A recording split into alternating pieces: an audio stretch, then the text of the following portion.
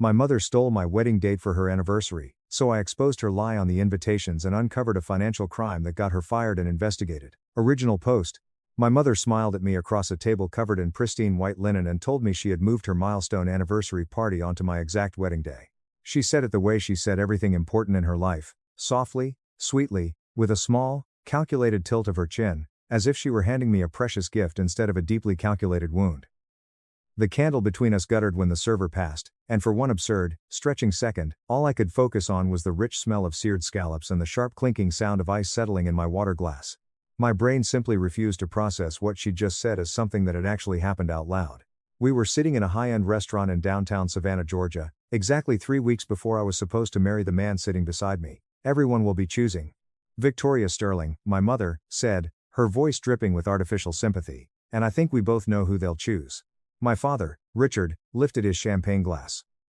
The diamonds on his expensive cufflinks caught the ambient restaurant light and threw tiny, fractured rainbows across the tablecloth. Smart girl, he said, taking a slow sip. He wasn't talking to me. For a second, I heard absolutely nothing.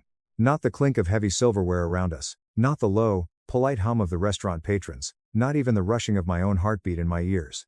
I just felt Julian's hand tighten around my knee under the table. It wasn't a panic squeeze, it was a warning. Julian knew my mother. He knew the exact, specific shade of sugary sweetness she utilized right before she decided to cut someone wide open in public. You moved it? I asked, my voice barely above a whisper. To my wedding day? Your father and I have been married 35 years, Chloe.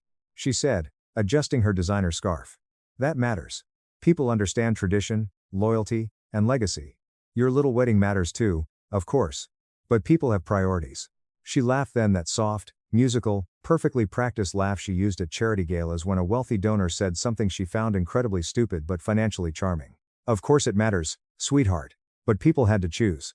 It's just the way the calendar worked out. I did not cry, I did not raise my voice, and I did not throw my drink in her face. I sat very still because I had learned a long, long time ago that my mother fed on tears the way other people fed on sugar, and I was absolutely not going to be her dessert tonight. But later that evening, after I drove home and sat completely alone in my dark kitchen with my laptop glowing open on the island, something inside of me went cold, quiet, and very, very clear. And that sudden, freezing clarity is the only reason I noticed what I noticed a few days later, buried deep in an email account that was never, ever meant for my eyes. I should probably back up and give some context. My name is Chloe Sterling. I am 32 years old, and I work as a communications and public relations director for a mid-sized healthcare network here in Savannah. It's the kind of high-stress job where you learn very quickly how to read a room, catch a blatant lie in a press release, and never, ever say the true thing out loud until you have at least 3 verifiable sources to back it up. I had been with Julian Vance for 4 years. He is an actuary for a massive insurance firm. He is quiet, exact, and the kind of steadfast man who alphabetizes his spice rack and never once in 4 years forgot my mother's birthday, even though she had spent the vast majority of those 4 years subtly implying he wasn't wealthy or connected enough for me. We had been meticulously planning our wedding for 14 months. We booked the Grand Plaza, a beautiful historic hotel with lush botanical gardens that felt intimate rather than ostentatious. We reserved my grandmother's historic downtown church for the ceremony. We had a carefully curated guest list of 150 people, half of them my parents' friends, wealthy donors, and society acquaintances. Because in my family, weddings were never just weddings, they were a strategic proof of social standing. My mother was the special events chair of the Sterling Family Foundation, a massive charity my late grandfather started 40 years earlier. It funded a state-of-the-art pediatric oncology wing at the Regional Children's Hospital, as well as a massive scholarship program for first-generation college students. On paper, it was the most respectable, noble thing our family had ever done. My grandmother, Beatrice Sterling, still sat at the head of the board at 82 years old. She was sharp as a butcher's blade, and twice as unimpressed by anyone's nonsense or excuses. My father, Richard, was the foundation's treasurer. He had held that position for 11 years, managing the massive influx of donations. I tell you all of this extensive background now because none of it seemed relevant on the night of that awful dinner. It was just background furniture, the kind of ingrained family facts you stop noticing because you've lived inside the house your entire life.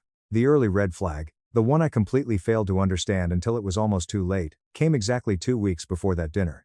I had stopped by my parents' sprawling estate to drop off a custom cake topper my mother had insisted on approving personally. I let myself in and found my father hunched intensely over his laptop at the kitchen island at 10 p.m. The harsh blue light of the screen was carving deep, hard shadows under his eyes. He slammed the laptop shut the absolute second I walked into the room. It was faster than a man closes a laptop when he's just checking late-night sports scores. Working late? I had asked, setting the box down. Foundation stuff, he muttered, rubbing his temples and refusing to meet my eyes. Boring tax stuff. Go home, Chloe. I didn't think about it again. Why would I? My father had always been the quiet, calm one. He was the sturdy brick wall that my mother's endless dramatic storms broke against. He was the man who dutifully signed the checks, nodded politely at the galas, and said very little. I had spent 32 years assuming his constant silence meant steadiness and reliability. I would learn slowly, and then all at once in a crushing wave, that his silence had only ever meant deep, profound complicity. I did mention the weird laptop moment to my best friend, Sophie, mostly as a passing joke. Sophie had known my deeply dysfunctional family long enough to find my father's evasiveness funny rather than genuinely alarming. Maybe he's got a secret underground gambling ring, she joked over cocktails later that week. Richard Sterling, secretly betting the house on underground poker. We laughed about it for 10 minutes. I want to be honest and say that I laughed about it too, right up until laughing about it completely stopped being possible. The horrific dinner where my mother hijacked my date happened on a Thursday. By Friday morning, Victoria had already called 14 different relatives, cried theatrically on the phone with at least 3 of them, and booked the Grand Plaza's largest ballroom, the very same venue as my wedding, just a different, larger room for what she was now aggressively branding a milestone 35th anniversary gala. She quietly told people my wedding had been unfortunately postponed. She told my Aunt Clara that Julian's parents had backed out of paying for the catering and we were broke. She told the church's elder committee that I was suffering under immense emotional strain and needed their prayers, not their congratulations.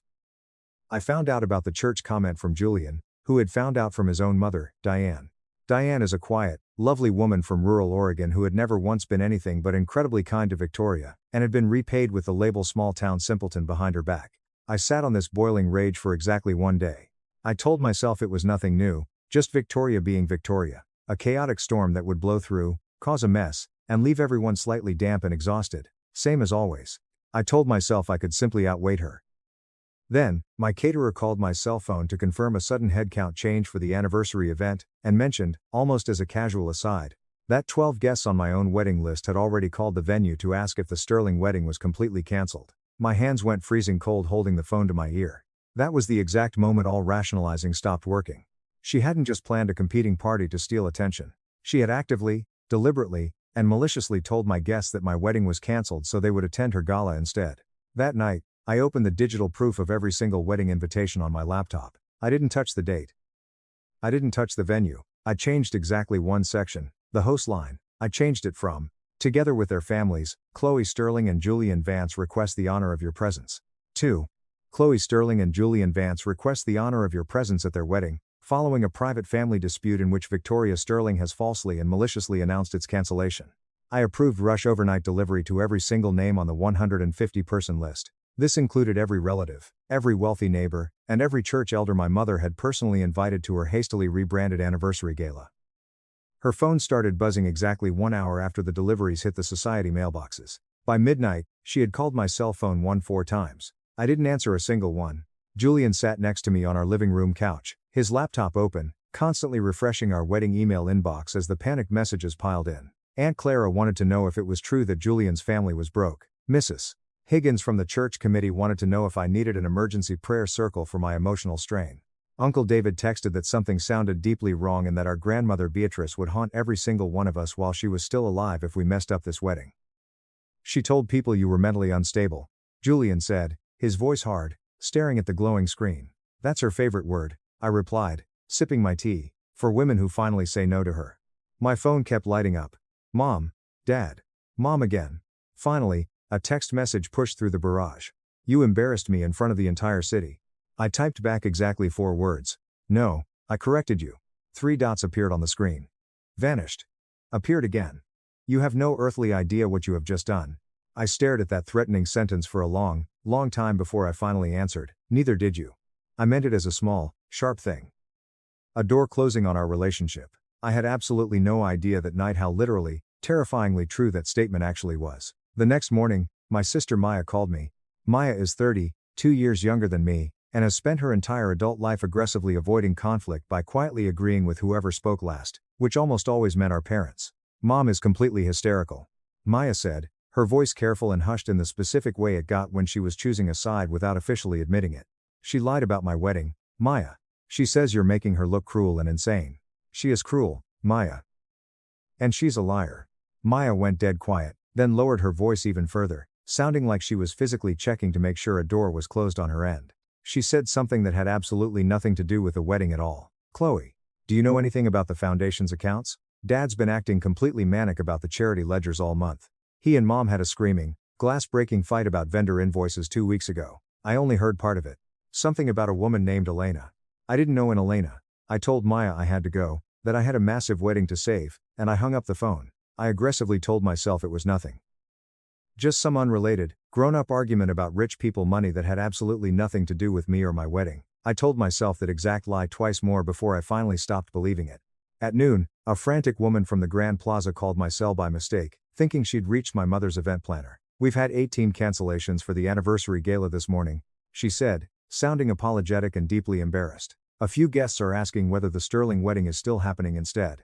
It's happening, I told her firmly, and it was, and for one clean, incredibly satisfying moment, that felt like the entire story. Petty, narcissistic mother tries to ruin petty daughter, daughter sends one corrected invitation. 85 guests reconfirm their attendance for the wedding by the following Sunday. A neat, tidy story with a satisfying shape.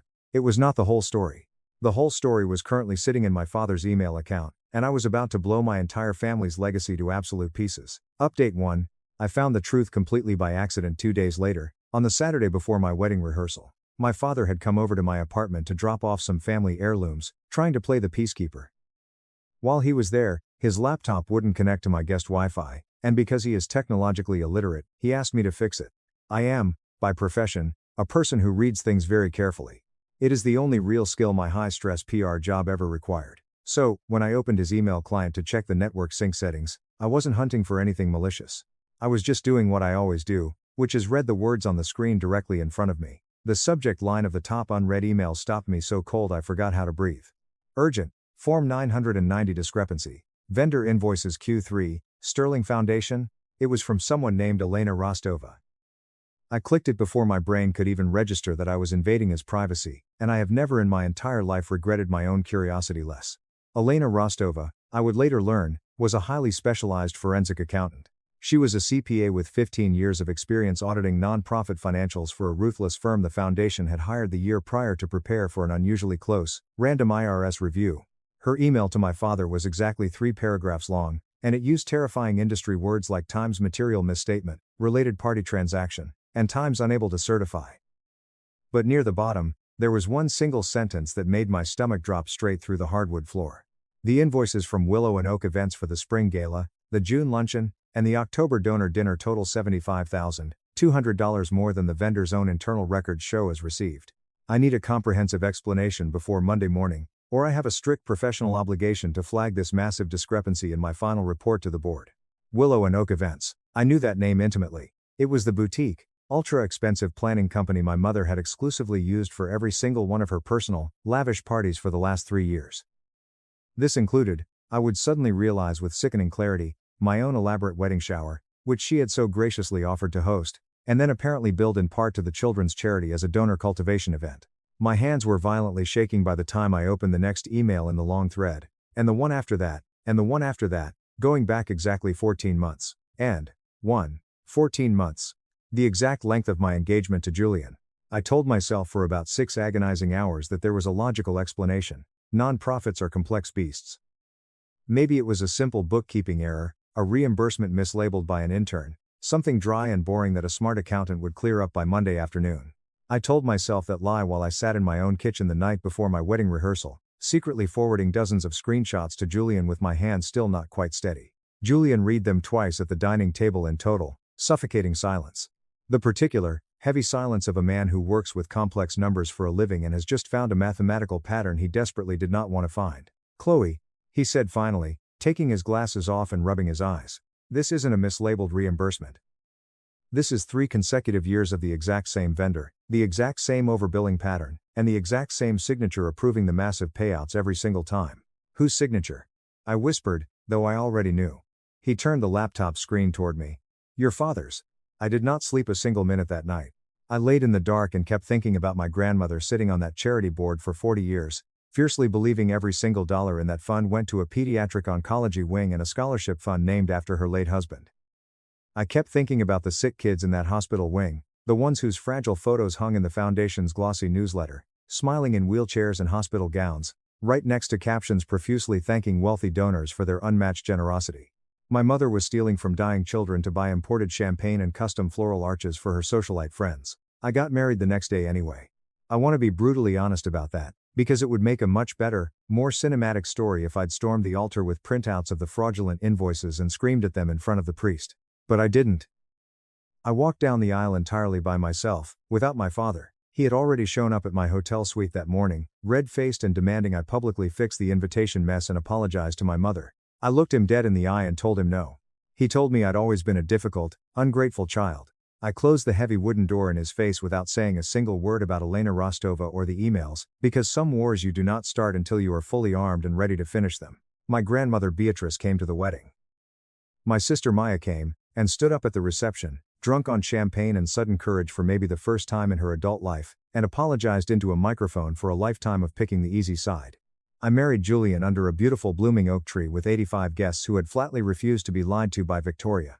My mother sat in a massive, cavernous ballroom across town with exactly 14 people, cutting a 5-tier cake meant for 150. I let myself enjoy my wedding for exactly one night. Then, on Monday morning, 3 days after I said my vows, I called Elena Rostova myself. She was incredibly surprised to hear from me, and even more shocked when I told her exactly who I was and what I'd seen on that laptop. Professional ethics meant she couldn't legally tell me much over the phone, but she didn't have to. Her heavy silence, and the careful, measured way she said, "I would strongly encourage you to speak with the board directly, and perhaps retain independent legal counsel," told me absolutely everything I needed to know. This wasn't a rumor anymore. This was a live, high-voltage wire, and she was standing as far away from it as her job allowed. I found my own attorney within the week. Not a divorce lawyer, not yet, though I wouldn't have blamed Julian for wondering what family he just married into. I hired a non-profit compliance and fraud attorney named Harrison Finch. He was a heavy-set, unhurried man in his late 50s who had spent 2 decades aggressively untangling exactly this kind of catastrophic financial mess for boards that didn't want to believe their own trusted members had been lying to them. "Here's what I can tell you in plain, ugly English," Harrison said at our first marathon meeting, spreading 3 years of forwarded, printed invoices across his mahogany conference table like a man laying out a deeply losing hand of cards. "If these numbers hold up to audit, your mother didn't just overspend on a few lavish parties. She built a fake vendor relationship specifically to launder her personal luxury expenses through a 501c3 charity. Every single dollar that went from the Sterling Foundation to Willow and Oak events for a party that was, in substance, a private event for Victoria Sterling, is a gross violation of her fiduciary duty." He tapped a pen against my father's signature. "And your father, as treasurer, signing off on these inflated invoices without flagging the massive discrepancies Elena found? That's not just poor oversight. Courts call that willful blindness. And when the IRS gets involved, they usually call it something much, much worse: fraud." "How much money are we talking about?" I asked, feeling nauseous. "Elena's initial estimate is $75,200 for this quarter alone," Harrison said grimly. "But she told your father there was a 14-month pattern. If that pattern holds for the full 3 years your mother has been the special events chair, you could be looking at somewhere north of $385,000. I sat with that staggering number until it stopped feeling like a number on a page and started feeling like a visceral, unforgivable betrayal with a giant dollar sign attached. I want to tell you that I moved fast and clean after that meeting. But the truth is always messier. For 2 agonizing weeks, I did absolutely nothing but carry the weight of it, because doing something meant admitting out loud that there was no version of my family left to protect. I watched my grandmother at a foundation luncheon, watched her stand proudly at the podium and thank donors for believing in the hospital, and I physically could not make myself open my mouth to destroy her world. What finally moved me wasn't righteous outrage. It was pure, sharp, specific fear. Maya called me late on a Tuesday night, whispering frantically into the receiver again. She told me our father had spent the entire weekend locked in his home office, aggressively shredding old physical invoices, burning documents in the fireplace, and moving digital files onto an encrypted personal hard drive. If he successfully destroyed the paper trail before Elena finalized her audit report, there would be absolutely nothing left to prove the embezzlement but my word against my parents. And I knew exactly how that popularity contest would go in front of high society people who had spent 30 years believing Victoria Sterling's flawless version of reality. I called Harrison Finch at 8 a.m. the next morning. "He's destroying the records," I said, my voice shaking. "How much time do we have? If Elena hasn't filed her official report with the board yet, We may have as little as 24 hours before whatever's left of the original documentation disappears into the ether for good, he said sharply. I suggest you get Elena what you already have today, in writing. I will draft a formal, legally binding notice of financial concern to the board this afternoon. Once that notice goes out, your father cannot quietly fix this. It becomes a permanent matter of legal record. 24 hours. It was the exact same phrase Elena had used with my father in her very first email. I understood then that I had inherited someone else's ticking countdown clock without ever agreeing to run the race. My chest felt incredibly tight the entire drive to Harrison's office. I kept checking my phone at every single red light, half expecting a frantic email from Elena saying the files were already wiped, half expecting nothing at all, which somehow felt infinitely worse. My hands didn't stop shaking until I finished my second cup of bitter coffee in his waiting room. And even then, it was a low, persistent tremor, the kind of vibration you feel in your teeth more than your fingers. I spent that chaotic day doing 3 things at once. First, I forwarded every single saved screenshot to Elena with a signed, sworn statement explaining exactly how I'd found them. Second, I sat in Harrison's office while he drafted a devastating formal notice to the foundation board, my grandmother included. Third, I called my grandmother directly, because I absolutely could not let her read those horrific words cold, from a lawyer she'd never met, about a son she'd birthed and a daughter-in-law she'd tolerated for 35 years. She listened to me for a long time without interrupting once. From Beatrice Sterling, silence was its own kind of terrifying alarm bell. When I finally finished explaining the $385,000, the fake invoices, and the shredding, she was quiet for so long that I softly asked if she was still on the line. "I'm here, Chloe," she said, her voice sounding like grinding stones. "I'm just deciding exactly how angry to let myself be right now. Because I have an emergency board meeting to call in 48 hours, and I intend to be ruthlessly useful, not hysterical." She paused, and I heard her take a ragged breath. "Your grandfather built this foundation so children in this city wouldn't die in agony waiting on a specialized surgery their parents couldn't afford. If Victoria used that blood money to buy herself party favors and custom floral arrangements, I want her name scorched off every document this fund has ever produced. Do you understand me?" "She's your daughter-in-law," I said quietly. "He's your son." "They are," Grandmother Beatrice said, her tone absolute zero. "And I raised Richard better than this. That is not the same thing as protecting him from the catastrophic consequences of what he chose to become." Update 2. The board meeting was aggressively moved up to Thursday, exactly 48 hours after Harrison's legal notice went out. I wasn't invited to attend, obviously. Neither was my sister Maya. But Elena Rostova was, and so, eventually, was someone absolutely none of us had expected to be there. Sarah Jenkins, a senior investigator with the State Attorney General's Charities Bureau, whom my lawyer Harrison had quietly notified the exact same day he filed his board notice. Because a compliance attorney with 2 decades of experience knows exactly which state regulator gets incredibly nervous about a hospital foundation with a near $400,000 black hole in its ledgers. Sarah Jenkins had, by her own later description to me, seen this exact movie a dozen times before, just usually with slightly better disguises. She was a 19-year veteran of the Bureau, blunt and exhausted in the specific way of someone who has spent an entire career being overly polite to wealthy people who lie directly to her face. She interviewed Elena first, then Harrison, and then, 2 days later, me. "I want to be crystal clear about something with you, Chloe," she told me, sitting across a flimsy folding table in a sterile state office building that smelled like old carpet and stale coffee. "Your mother is not going to federal prison for throwing a nice anniversary party. She is potentially in serious, life-altering trouble for using a registered children's charity as her personal slush fund, and actively coercing a board treasurer, your father, to falsify financial records to cover it up.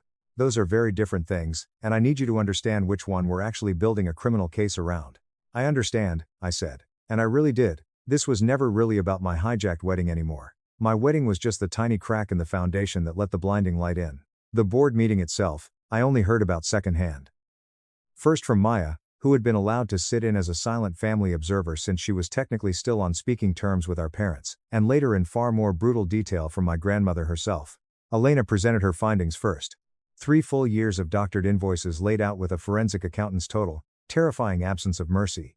She compared what Willow and Oak Events had billed the charity against what Willow and Oak's own bank deposits showed as received from other private clients, Victoria among them, under a slightly different, misspelled account name. The gap over 3 years came to exactly $385,400. My father had personally signed and approved every single fraudulent invoice. My mother, according to Maya, tried to use the exact version of herself that had flawlessly worked on every uncle, cousin, and church elder for 35 years. She cried beautifully. She called it a tragic misunderstanding, A matter of informal reimbursement, for the thousands of hours of time she'd generously donated to the foundation over the years. Time she arrogantly claimed was worth far more than any invoice reflected. She looked directly at our grandmother while she said it, waiting for the old, reliable family rescue. It did not come. One board member, a retired pediatric surgeon named Dr. Aris, who had personally donated his own surgical hours to the hospital wing for 2 decades without ever taking a single dime, reportedly asked my mother one single question before the final vote. Mrs. Sterling, in your 3 years as special events chair, can you name one gala, one luncheon, one single charity event where the primary guest of honor wasn't you? Maya said the massive boardroom went completely, suffocatingly silent. My mother just stared at him, her mouth opening and closing, and never answered. Victoria, my grandmother said in the flat, booming voice she had once used to silence entire charity galas. My husband built this foundation with his own 2 hands after a little boy down the street from us died waiting for a procedure his parents couldn't afford. You have spent 3 years stealing from dying children to pay for your flower arrangements and champagne towers. I do not care how you try to dress that up in my boardroom. She turned her furious gaze to my father. Richard, you signed every one of those papers. You are done here, both of you. Get out of my building. The board voted unanimously that same evening to remove my mother as special events chair and my father as treasurer, effective immediately, and to fully, unconditionally cooperate with the Attorney General's Charities Bureau. Harrison told me later it was one of the fastest, cleanest, most brutal board actions he'd seen in his entire career. Mostly because my grandmother ran the meeting like a woman aggressively clearing dry brush from a raging fire line. The public part came 10 days later. It came the way these things usually do in high society, not with a loud bang, but with a single, carefully worded press release from the foundation's new interim chair. My grandmother announcing leadership changes, and a voluntary, fully cooperative disclosure to state regulators regarding financial irregularities identified through our internal audit process. No names were mentioned at first. Savannah is a small enough city that no names were really needed. The whispers started immediately. Within a week, the local paper had their names anyway, leaked through a source Harrison assured me was not him, and I knew was not me, though I have my strong suspicions about Dr. R is finally getting tired of protecting wealthy people who never protected anyone but themselves. By the time the story ran on the front page under both my parents' names, the social consequences had already started stacking up on their own, rapid and merciless. My father lost his prestigious seat on 2 other corporate boards within a month, very quietly, the way old money country clubs and business associations always move quietly when they smell something rotting that they don't want on their own hands. My mother's elite socialite circle, the 150 women who had spent a decade ruthlessly competing over whose gala centerpiece looked more expensive, went completely silent on her all at once. It was the specific, terrifying silence of people protecting their own fragile reputations by cutting proximity to a sinking ship. 2 massive donors who had personally underwritten the pediatric wing quietly requested their names be pulled from any future foundation materials until the criminal investigation concluded. A request Harrison told me he'd rarely seen granted so incredibly fast. The State Attorney General's office officially confirmed an open civil investigation into breach of fiduciary duty and improper use of charitable assets, with Sarah Jenkins' name listed as the lead investigator. Whether actual, handcuffs and jail time criminal charges would follow was, the last I heard from Harrison, still an open question the state was actively deciding. It was a question I no longer had any say in, and honestly, no longer wanted any part of. My parents' marriage, which had miraculously survived 35 years of my mother's dramatic storms because my father had always unfailingly called them smart, did not survive this. He moved out of the estate in late September. I know that only because Maya told me, not because either of them bothered to call and say so themselves. They blame each other entirely. She blames him for not hiding the paper trail better, he blames her for spending the money in the first place. I went to see my grandmother once the dust had finally settled into something resembling a new shape. She was sitting in the sunroom of her massive house, painstakingly going through old foundation photographs for an archive project she'd started to rebuild public trust. Children in hospital gowns smiling next to donors in evening wear. My grandfather in a faded photo from 30 years ago, cutting a bright red ribbon on the hospital wing that started all of this. You could have looked away, Chloe, she told me, not looking up from the photographs. Most people do. It's much easier to look away. I know Mom is never going to forgive me for this, I said quietly, holding a mug of tea. I know that, too. She finally looked up, her eyes piercing and entirely clear. Good, she said firmly. That means you understood exactly what you were choosing when you chose it. I think about that conversation more than I think about the petty wedding invitations, more than I think about the buzzing phone, or the empty ballroom, or the 85 guests who chose to believe me over my own mother. The invitation was just the spark. It was petty, it was satisfying, and it is the story I tell first because it is the easiest one to tell at a dinner party. But it was never the real fire. The real fire was in an email account I wasn't supposed to see, on a laptop that wouldn't connect to my Wi-Fi 3 days before I got married. And it is still aggressively burning through my family's name in ways none of us have finished counting. 6 weeks after the board meeting, Sarah Jenkins called me to tell me the investigation had been formally referred, alongside the civil case, to the county prosecutor's office for a comprehensive review of possible criminal charges against both my parents. She didn't tell me what that meant for certain. She told me it meant, for now, that I should keep her business card handy, and that a grand jury might eventually want to hear from me directly. I hung up the phone and sat in my kitchen, the exact same kitchen where I'd changed one single line on a wedding invitation, the exact same kitchen where I'd first opened my father's email by accident. I realized I had absolutely no idea whether I was about to become the daughter who exposed the truth, or the daughter who actively testifies against her own parents in a criminal trial. Julian found me still sitting there an hour later, my phone face down on the marble counter. He didn't ask what Sarah had said. He just pulled out the chair across from mine, took my hand, and sat with me in the heavy quiet. He did it the exact way he had every single time this deeply broken family tried to convince me that silence and complicity was the price of belonging to it. I looked at him, and I thought about the blooming oak tree at our wedding, the empty ballroom across town, and my grandmother's voice echoing in that boardroom. Both of you. Done here. And I understood, finally, that I had already made the only choice that actually mattered. Everything after it was just paperwork.